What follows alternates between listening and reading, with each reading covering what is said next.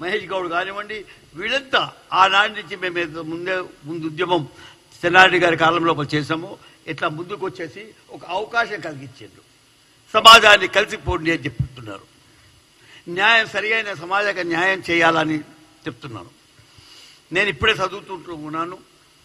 ఎవరు మీ బీఆర్ఎస్ వాళ్ళది పాప అవగాహన లేకుండా మాట్లాడుతున్నారు వాళ్ళు. నా తమ్ముడు ఎవరిని నేను తప్పు పట్టుకోను.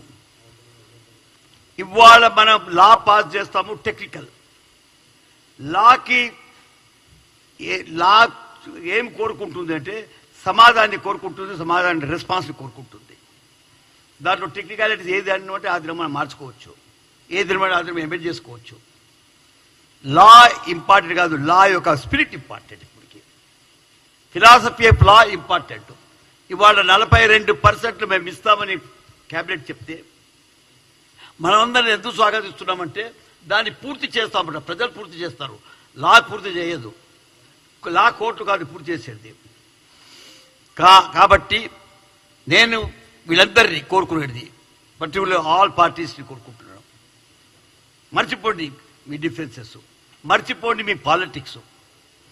ఒక ప్రభుత్వము, ఒక పార్టీ 42% మీకు ఇస్తుంది.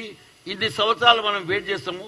దగ్గరగా 50-60 సంవత్సరాలు మనం పోరాడుతూ వచ్చాము.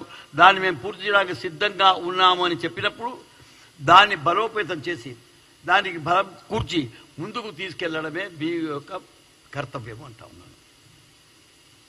అది నేను ఇవాళ ఇప్పుడు చదివాను కాబట్టి చెప్తున్నాను.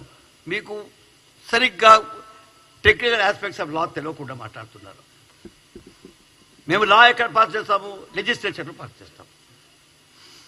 లా పాస్ చేయాలంటే పర్టికులర్లీ కాన్స్టిట్యూషనల్ అమెండ్మెంట్స్ కావాలన్నప్పుడు, లేదా స్టాచ్యూటరీగా మనం మాట్లాడుకున్నప్పుడు క్యాబినెట్లో దాన్ని డిస్కస్ చేసుకుంటాం.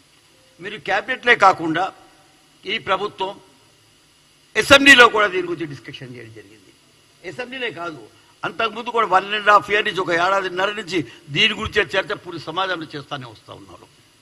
కాబట్టి అందరికీ బీసీ రిజర్వేషన్లు కావాలని కోరుకున్న సంగతి అందరికీ తెలిసిన సంగతే. మీరు కూడా అంటూ ఉన్నారు మేము 42%కి పూర్తిగా ఒప్పుకుంటున్నాము, మేము సై అంటున్నాము. కాబట్టి మాకు దాని మీద అపనమ్మకం కాదు, మాకు అపనమ్మకం ఉంది, కానీ మాకు దీనికి వ్యతిరేకం కాదు అంటూ ఉంటాను. అపనమ్మకం ఎందుకు వచ్చిందని మిమ్మల్ని అడుగుతున్నాను. నేను ఇవాళ మేము పాస్ చేసిన తర్వాత ఇది స్టేట్ వాళ్ళకి నేను ఆన్సర్ ఇస్తున్నాను. ఎందుకంటే క్వశ్చన్లన్నీ వాళ్ళకి చదువుకున్నాను కాబట్టి మీకు తెలుసు. ప్రెస్ వాళ్ళకి ఈ లా పాస్ అవుట్ చేయాలనుకుంటున్నాము. మేము ఆర్డినెన్స్ పాస్ చేయాలనుకుంటున్నాము. ఆర్డినెన్స్ అసెంబ్లీలో ఉన్నప్పుడు పాస్ చేయడానికి వీలుండు. అసెంబ్లీ సెషన్ ప్రొరోగ్ చేస్తే అసెంబ్లీ లేనట్టు ఉంది ఇప్పుడు. కాబట్టి మాకు ఇప్పుడు ఆర్డినెన్స్ పాస్ చేసుకునే సమయం ఒకటి ఉన్నది. ఏంటి మనం ఆర్డినెన్స్ పాస్ చేస్తున్నామంటే ఏదైతే అసెంబ్లీ చెప్పిందో అదే పాస్ చేస్తున్నాం. మళ్ళీ కొత్తగా ఏది చేస్తాం లేదు. ఇప్పుడు దీన్ని 9th షెడ్యూల్లో పెడితేనే అవుతుంది, లేదా కాదు అని ఒక పెద్ద మనిషి లాస్ట్ టైం ఉన్న చైర్మన్ చెప్తా ఉన్నాడు. 9th షెడ్యూల్ ఎప్పుడు వస్తుందంటే యాక్ట్ పాస్ అవుతే ఆ యాక్ట్ 9th షెడ్యూల్ కలుపుతారు. 9th షెడ్యూల్ లాగాదు, 9th షెడ్యూల్ ఆ షెడ్యూల్లో పెట్టిన దాన్ని, ఆ ఇష్యూస్ని, ఆ సబ్జెక్ట్ని మనం కోర్టులో ఛాలెంజ్ చేయలేము అని చెప్పడం 9th షెడ్యూల్లో.